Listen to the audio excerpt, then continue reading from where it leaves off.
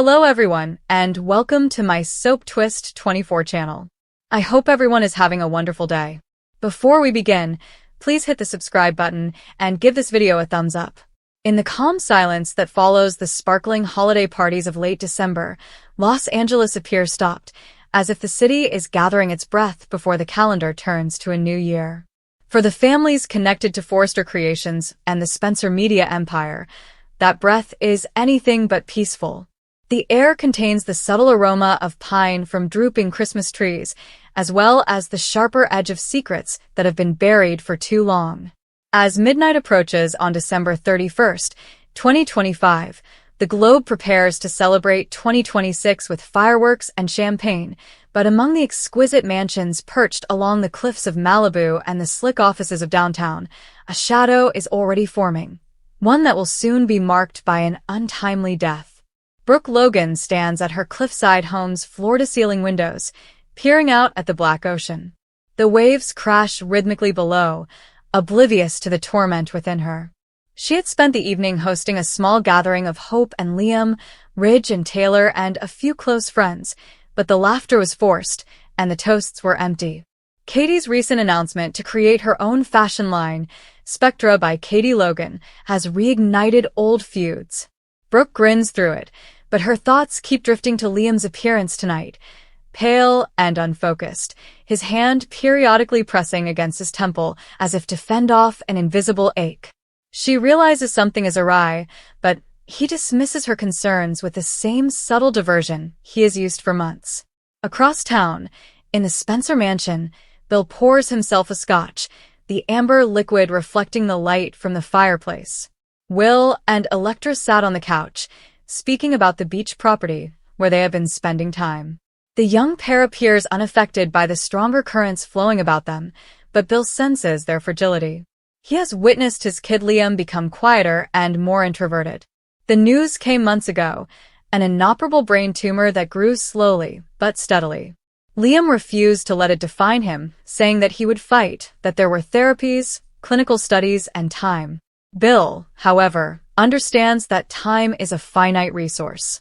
Steffi Forrester Finnegan walks the living room of her house, Finn sleeping on the couch after a hard shift at the hospital. She can't shake the worry that has seeped into her bones since Luna Nozawa's death in November. The young woman's escape from prison, the automobile accident, the miscarriage, all felt too quick and final.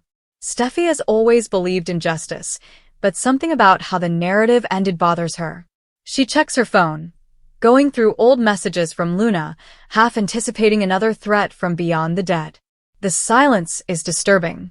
Her heart clenches as she thinks of Hayes, her son, sleeping safely upstairs. The world is too hazardous to be innocent. New Year's Eve brings a gentle drizzle, the kind that makes the city lights blend like paint. Parties spread onto rooftops and private estates. Eric preside over a large gathering at the Forrester house, Donna by his side, his health deteriorating but his spirit unwavering. He raises a glass to family and new beginnings, but his gaze is fixed on Ridge, who stands behind Taylor, their fingers intertwined. Brooke looks from across the room, a dull ache in her chest. She accepts that Ridge's heart now belongs to Taylor, but the old love refuses to die entirely. Hope and Liam arrived late. Hope's clothing shimmers in the light, but her smile is tight. Liam's hand rests lightly on the small of her back, a gesture that once meant everything but now feels like a promise he may be unable to fulfill. They chat and exchange pleasantries, but Liam's sight is drawn to Beth, who is playing with her relatives in the corner. He watches her giggle, noting the sound and how her hair catches the light. He knows he should tell Hope the truth tonight, before the clock strikes midnight, but the words linger in his throat. As the countdown begins, the atmosphere becomes charged with expectation. Liam retreats to the patio, craving fresh air. The rain has stopped, making the night chilly and clear. He rests against the railing, gazing out at the city that has molded him, loved, broken, and loved again. His skull throbs, a dull reminder of what's to come. He thinks about his kids, Steffi's intense protectiveness and Hope's kindness. He reflects on the life he has established and the one he may lose. Inside, the countdown has reached 0. Cheers erupt, glasses clink, and kisses are shared. Brooke turns around, expecting to see Liam return, but he is not there. A worried expression appears on her face. She walks onto the balcony and finds him slumped against the railing, eyes closed, breathing shallow. Panic overtakes her. She calls his name and softly shakes him. No response. Finn is summoned first, followed by paramedics. The party devolved into mayhem, with phones ringing, voices overlapping, and tears streaming. The sterile lights of the hospitals seem ruthless. Finn emerges from the examination room with a solemn expression on his face. The tumor has grown quicker than anyone expected. Abrupt hemorrhage puts pressure on the brain. They tried everything, but Liam passed away gently, surrounded by those he loved the most. The words linger in the air, unattainable and definitive. Brooke collapses in Ridge's arms. Hope stands transfixed, Beth clutching her leg, perplexed as to why her father has not returned home. Steffi weeps quietly as Finn holds her close. Bill is the last to arrive, his face so raw with sadness that it startles everyone. He walks to his son's bedside, rests his hand on Liam's lifeless chest, and whispers something only the two of them will ever understand. The days that followed blurred together. Arrangements are made, and flowers arrive in waves. The press speculates, sudden illness, tragic accident, but the family maintains the truth. Liam's death is not theatrical like Luna's. It is calm, unavoidable, and thus all the more terrible. He leaves behind no unfulfilled vengeance or secret treasure, only the sorrow of absence. People gather in somber clusters during Liam's memorial ceremony, which takes place on a clear January afternoon at his favorite beach house. Eric praises Liam's kindness and unwavering confidence in love. Bill recalls a youngster who grew up to be too mild for the world he inherited. Hope reads a letter Liam wrote for Beth, which is about courage and dreams. Steffi stands aside, her eyes red, remembering the man who broke her heart and then helped heal it. Brooke tosses a handful of ashes as the sun sets and casts gold across the ocean. She remembers the young man who initially came into her life, full of promise and uncertainty. She thinks about the decisions he made, the loves he pursued, and the father he became. She says farewell not only to Liam, but also to a chapter in her own life that is now permanently closed. The city pushes onward. Forrester Creations has unveiled a new collection inspired by Liam's memory, soft materials, delicate colors, a celebration of life rather than death. Katie's line debuts to quiet success. Hope devotes herself to family and job, carrying Liam's light forward. Steffi and Finn become closer, and their family provides a tranquil respite. Bill retreats into quiet, but eventually finds meaning in protecting his grandkids.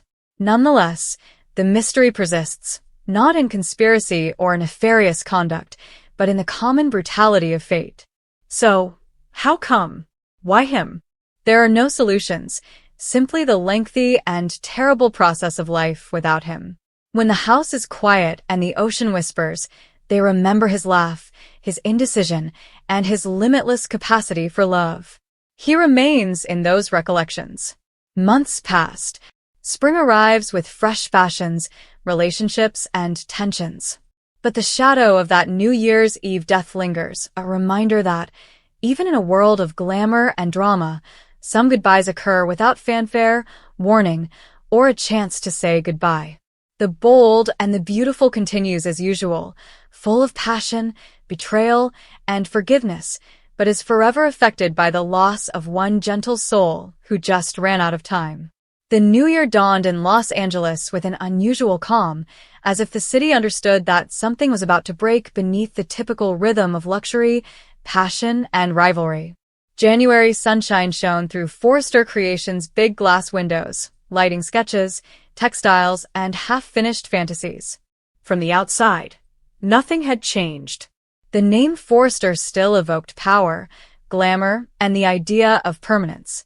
However, beneath the glossy appearances, tension simmered, ancient secrets pressed on fragile alliances, and one life was silently drifting toward an end that no one anticipated. Steffi Forrester returned to work after the holidays, her determination reinforced by tiredness. She'd spent weeks attempting to keep her family together while running the business and shielding her children from the never-ending maelstrom of adult blunders. Finn stood by her side, calm and reassuring, but she could see he was worried. He ignored her queries with a soft smile, claiming it was nothing more than long hospital shifts.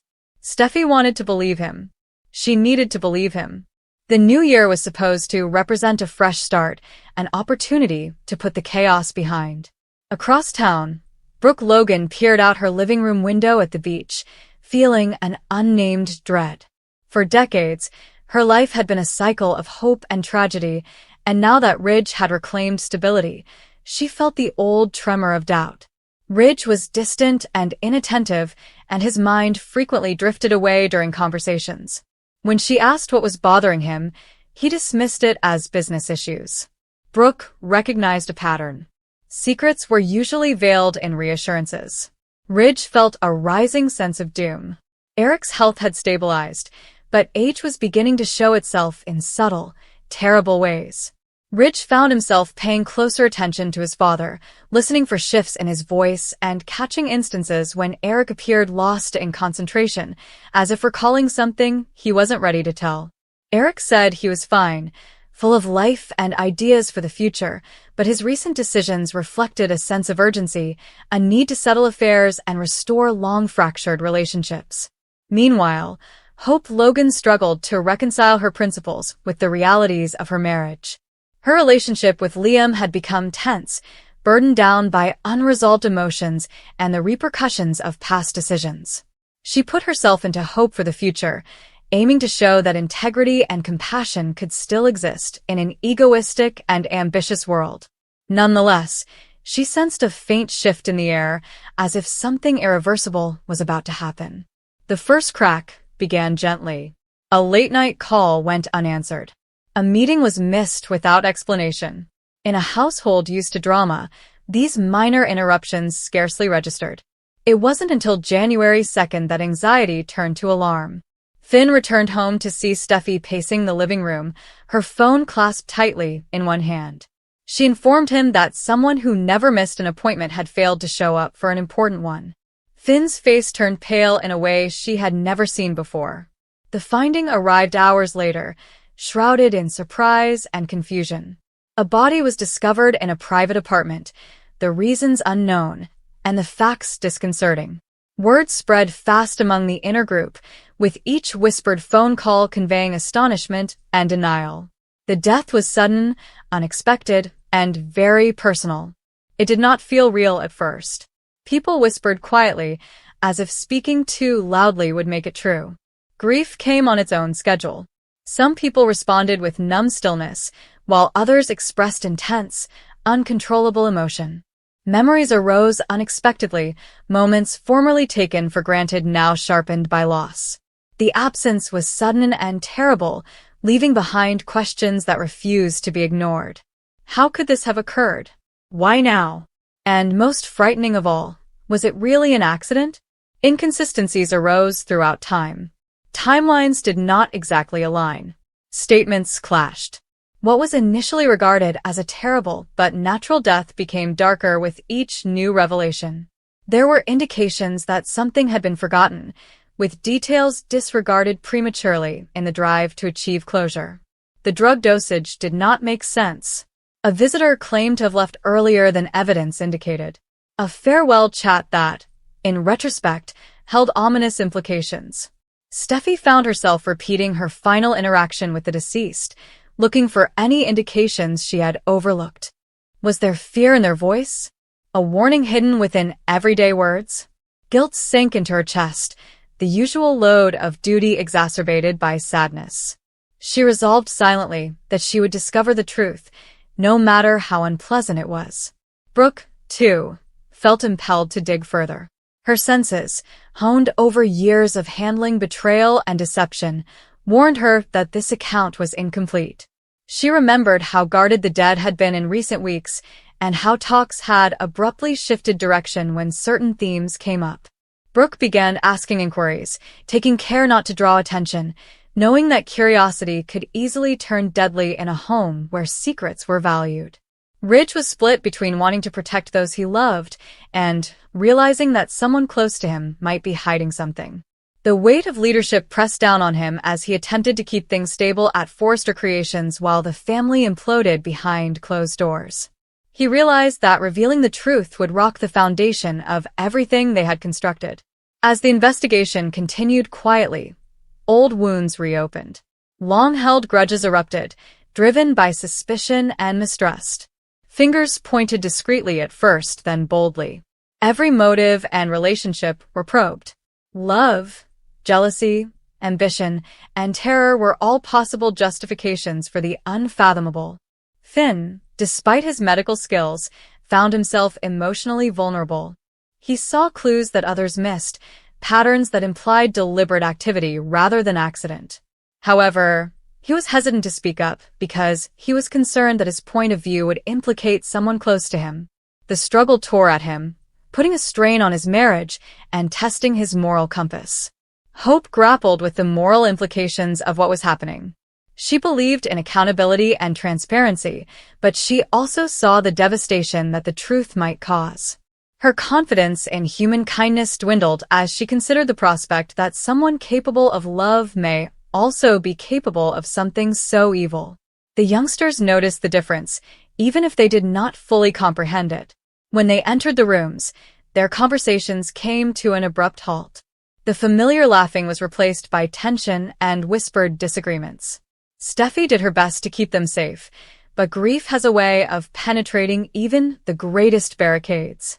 As January progressed, a critical piece of evidence emerged, threatening to disrupt the fragile peace.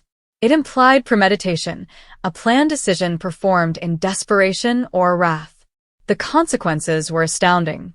This was no longer only a family sorrow. It was a reckoning. The revelation compelled each participant to face difficult realities about themselves and one another. Loyalties were tested.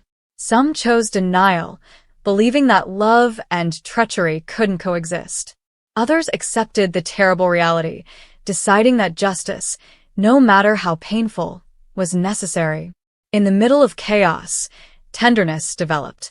Shared memories provided momentary solace.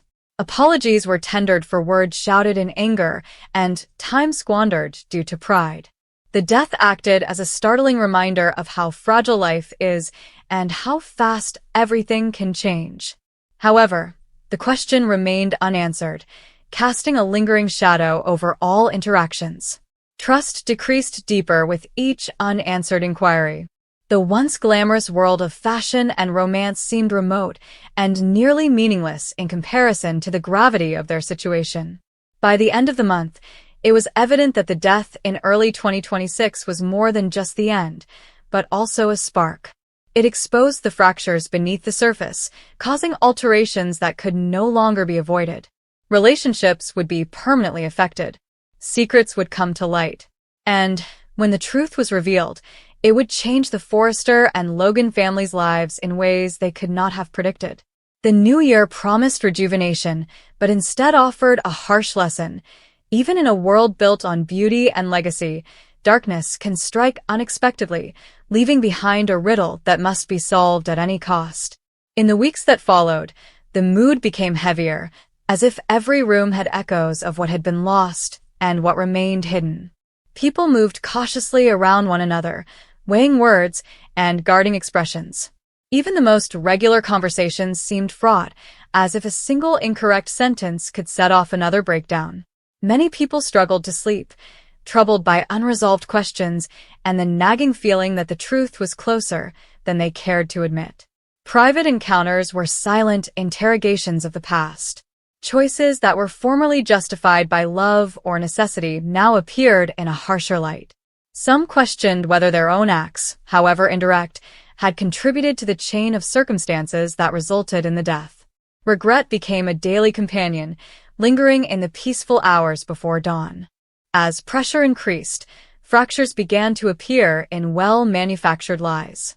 Small confessions were made unintentionally, with details divulged during moments of emotional weakness. Each admission tightened the web around the perpetrator, even as others scrambled to shield them, motivated by devotion or fear of losing another loved one. What began as a mystery and unexpected death quickly became a watershed moment from which no one could escape. The start of 2026 will be remembered not for new beginnings or hopeful resolutions, but for the moment when truth demanded its price. And when that price was eventually paid, the ripple effects would reshape lives long after the shock of loss had faded from memory.